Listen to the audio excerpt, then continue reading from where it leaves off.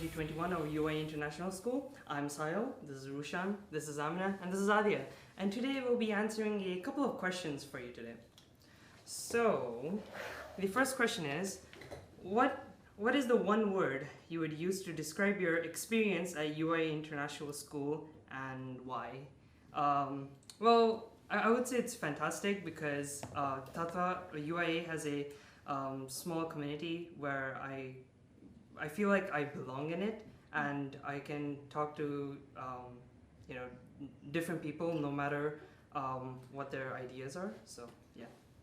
I would say novel because all of us, and especially Adi and I, we've been at the school for six years. So we've seen the school grow and change into so many, different changes throughout time.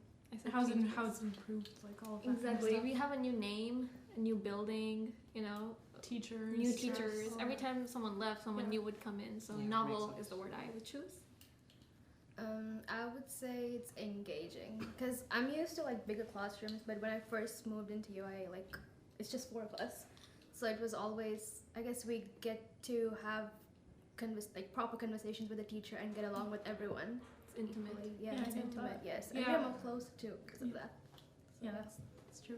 I would say we're such a close-knit sort of community because they're only it's quite small. Like teachers have such a easier time talking one-on-one. You're able to ask questions a lot easier. You're able to understand topics. You can go at your own pace. You're a lot more connected to your classmates. I feel like I've gotten to know you all a lot better than when I'm in a larger classroom, and I feel very sort of shut off in your own clique or whatever. So I mean, it's fun. Yeah. Nice. Tell us a funny story about your time at UIA. So both of us have the same this thing. is not like a story. This is this thing happens all the time when we have econ. So when economics starts, Mr. Lucy will basically tell me do you have something for us today, Sahil? And then I'll immediately start ranting about Chinese, Hong Kong with Taiwanese politics, and then both Amina and Miss Lucy start cackling because of how angry I start to get. So yeah, that's a very funny thing. For me, this was in 10th grade. I don't know if you remember this or not, but around dismissal time, we were with our homeroom teacher, and then another one of our teachers came in, and then in a really serious voice, he was like, "Come on, we have to go." So naturally we assumed they have a meeting or something, something important to tend to. And then, once dismissal ended, we all packed our bags and we were going home, and we went downstairs and we saw the 2 of them playing ping pong. It was it's definitely an important matter to tend to. You do that every single day too. Yeah, the ping pong thing was really, they took it really seriously. For me, it's the same as Sahil. Every con class, we have to talk about China. If we don't talk about China, it's Sahil feels incomplete. And even if you watch a video, he just has to he has to relate everything back to China.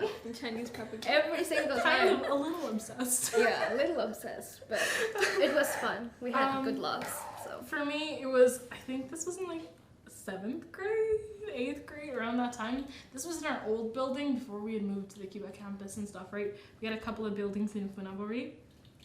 And I remember there was this really dumb rumor that all the kids would spread that one of the toilets was haunted. It was not. It was not haunted at all. We were just really dumb. Because I remember we used to go up and down and stuff. And apparently on the 3rd floor, the ghost of a Hanako-san was on there. So I think one time, this one boy, he was like, "I will knock 3 times. And if you are there, you have to knock 3 times back." And we were 7th graders. So we didn't have that sort of rational thinking because he knocked 3 times. And as a result of that, the door swung back 3 times. And we literally pushed each other back onto the ground to just try to get out of that area. And it was hilarious because it was a bunch of toddlers screaming. Nice. So another one about memories. The 6th question is, tell us about some of your fondest memories of your teachers. Yeah, definitely when I used to talk to Miss Ifra about my career choices, she gave me some serious perspective because she has worked in multiple organizations and in companies, so getting her advice was really good. Yeah. I mean, I'm really fond of all my teachers, so there really isn't a specific thing that I can mention. But like all of them combined, like Miss Navarro lending us resources from by herself, for us to have additional things to revise with. Miss Ifra picking up calls at odd times of the day. Yeah, oh my During god, Golden yeah. I know. Week, public holiday. Yeah. And we called her at night. We too. called her at night, and 7 then she would o'clock. pick up, and then she would answer us and get back to us too. I know. And then Mr. Mickey, like when he makes classes so engaging, Yes. we always have warm-up And he exercises. shows up late every time. But his classes are always fun to It's attend fun, to, and yes. he always let us have like enterprise projects and stuff too. That was so So fun. he always made classes really fun for us. Yeah. Yeah. I'm really fond of all of them. Oh, kind of blanked out. Fondest memories of your teachers. I'd say every class really. Like with Mr. Lucy, we always we spend a lot of time talking about everything. Yeah, And yeah. especially in econ class, we talk a lot about politics, and sometimes the discussions get so heated. Like when I think about it now, it's so funny. And then with Mr. Mickey, I remember we had the project about finding out that university project.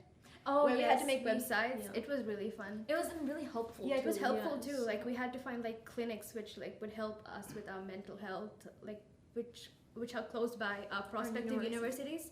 And we had a lot of discussions about that, and those were fun too. And during English classes, the videos we watched. Yeah. And then David And the Crystal. kids too. Oh my Yes. God, David Crystal. Yes. David Crystal's a wholesome little bean, and I will stand him forever.